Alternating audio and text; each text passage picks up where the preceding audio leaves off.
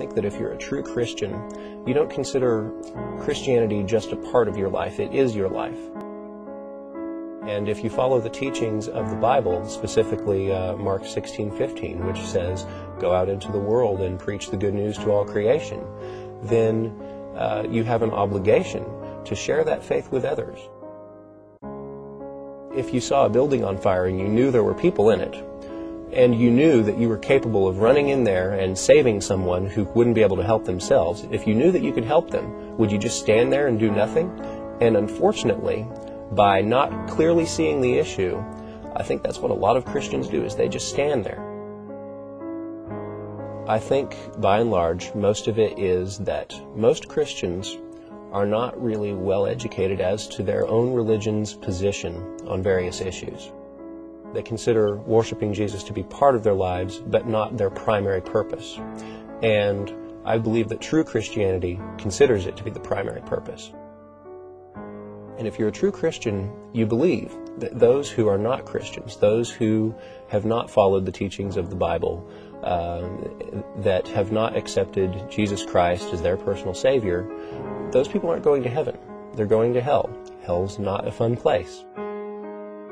I have heard Christians, definitely, that have the view that everyone is entitled to their own belief, and that's not necessarily a bad position to have, but if you believe that what they believe is going to earn them a place in eternal suffering, then there's a problem with that, in that you're allowing them to be tortured for eternity, while at the same time believing that you shouldn't save them from that. It's very awkward. If you really believe that people who are not Christians are going to hell, then that is a very serious consequence. And if you don't take that seriously, I think that you might be compromising your own belief system. Those who do take their faith seriously, they need to encourage or teach those who might not how important that is. Sometimes I think Christians are afraid of being labeled as a Bible thumper, or to have negative connotations associated with them. But that's not necessarily negative if you're a Christian. I think it's something to be proud of.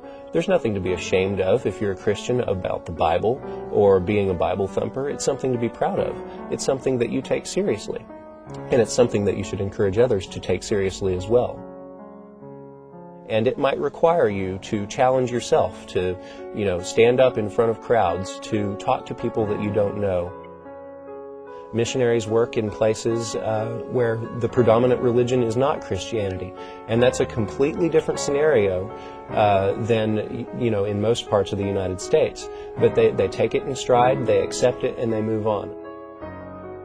You shouldn't take rejection personally, but consider it that you gave them a fighting chance. Give them a fighting chance at heaven, even if you do have to risk offending someone or risk a friendship. It's a simple matter of weighing priorities. If I were a Christian, of course I would take the Bible seriously. I respect people who take their beliefs seriously. And I would take the Bible's teachings seriously. Among those teachings is the idea that there is a heaven and there is a hell. And those that accept Jesus Christ as their personal Savior go to heaven. Those that don't go to hell. And the implications of that are very far-reaching. And you're an atheist? Yes, I sure am.